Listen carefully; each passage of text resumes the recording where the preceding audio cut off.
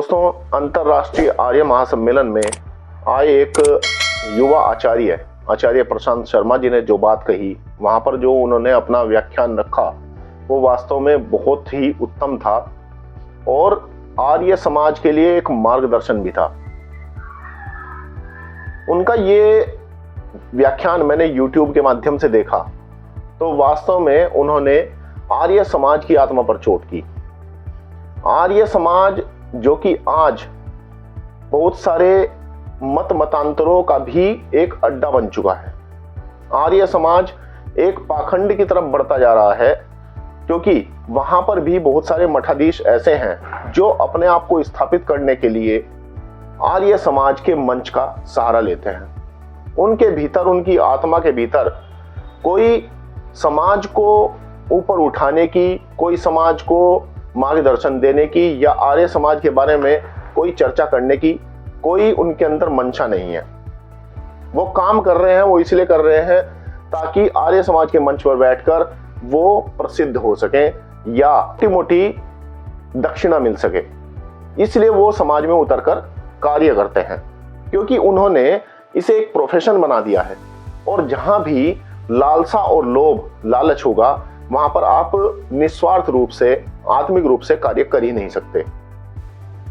आज आर्य समाज में इतनी अधिक विभिन्नताएं हो चुकी हैं। वो ऋषि दयानंद का चित्र तो लगाते हैं, ऋषि दयानंद की बातें तो करते हैं, वो सिद्धांतों की बातें करते हैं, परंतु वो सब शाब्दिक ज्ञान है।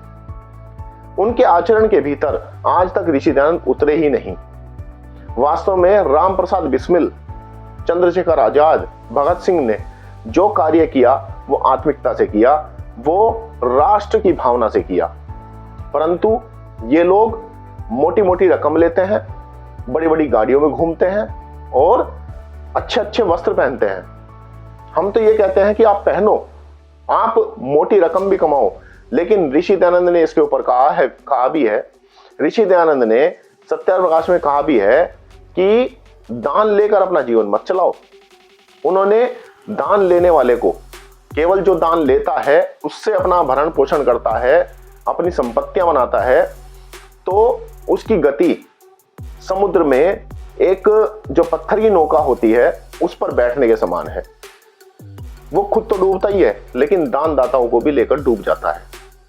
तो ऋषि दयानंद का मंतव्य कभी भी भौतिकता नहीं रहा।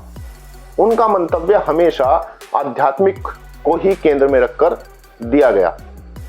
ऋषि दयानंद ने ईश्वर को केंद्र में रखकर ही समाज में कार्य किया। वो खुद को स्थापित नहीं करना चाहते थे।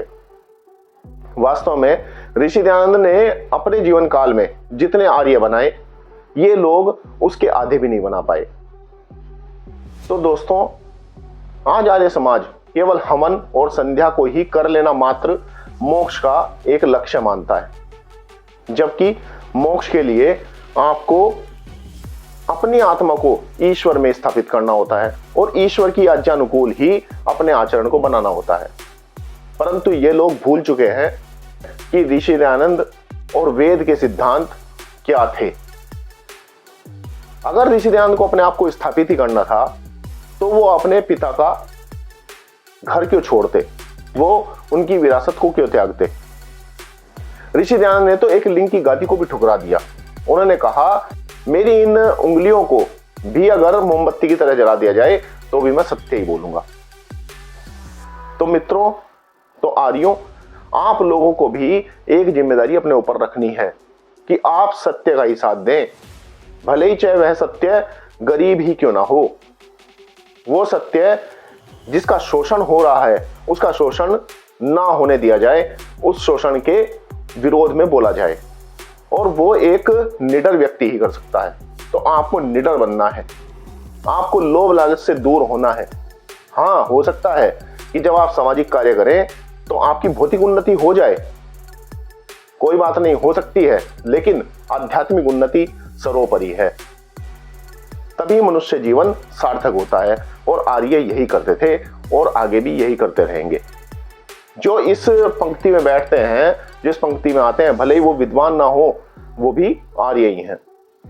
और मैं फिर से पुनः धन्यवाद करूंगा श्री आचार्य प्रशांत शर्मा जी का, कि उन्होंने इतना अच्छा उद्बोधन, इतना सटीक सत्य सबके सामने रखा। बहुत लोगों ने इनकी उपेक्षाएं भी की, इनका विरोध भी किया, मैं देखा सोशल मीडिया पर, लेकिन जो बात सही है वो सही है और सत्य के पक्ष में ही हमेशा रहना भी चाहिए। धन्यवाद। नमस्ते जी।